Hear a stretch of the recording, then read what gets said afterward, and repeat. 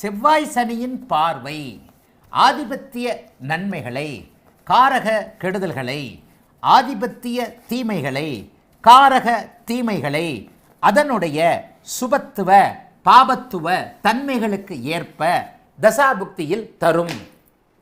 12ஆம் இடத்துல செவ்வாய் மறைவு, சனியோடு சேர்க்கை, கெட்டுப்போச்சு சுத்தம். சனியோடு அவர் சேரக்கூடாது.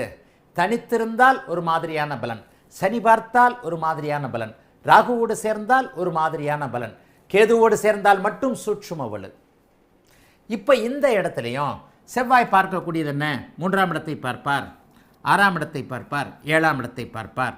இவ்வளவு அமைப்புகளிலும் இந்த செவ்வாய் காரக கெடுதல்களை செய்தே தீருவார், ஆதிபத்திய கெடுதல்களை செய்தே தீருவார். ஏன்னா இந்த இடத்துல நெகட்டிவ் ஆகி போனார். சரி, எப்பயா ஆதிபத்திய நன்மைகளை செய்வார்?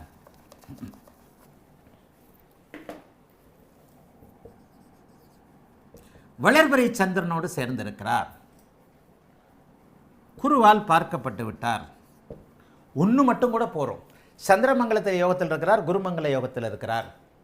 இப்போ இந்த கிரகம் இந்த பார்வை கண்டிப்பாக ஆதிபத்திய நன்மைகளை செய்யும். ஆதிபத்திய நன்மைகள் என்றால் என்ன? 10ஆம் அதிபதி 8ஆம் பார்வையால் 7ஆம் வீட்டை பார்க்கிறார்.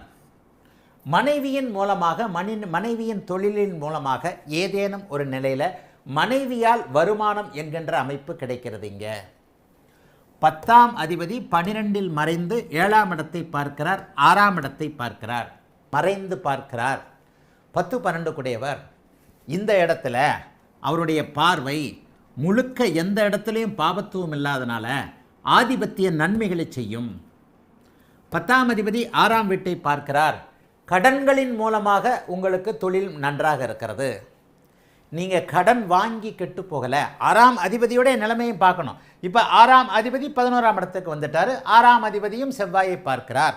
6, 10 கூடையவர்கள் ஒரு நிலையில் கனெக்ட் ஆகிறாங்க.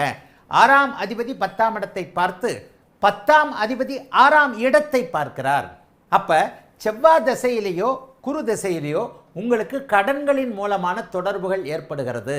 ஆனால் 10ஆம் இடமும் சுபத்துவம், 10ஆம் அதிபதியும் சுபத்துவம் எல்லாம் நன்றாக இருக்கும் பொழுது கோடிக்கணக்கில் கடன் வாங்கி கோடிக்கணக்கில் லாபத்தை சம்பாதித்து அந்த கடன்கள் உங்களை உறுத்தாமல் விஜய் மல்லையா மாதிரி நீங்கள் ஓடி போகாமல் ஸ்ட்ராங்காக இருந்து சம்பாரிச்சுக்கிட்டு இருக்கிறீங்க கடன் மூலமாக.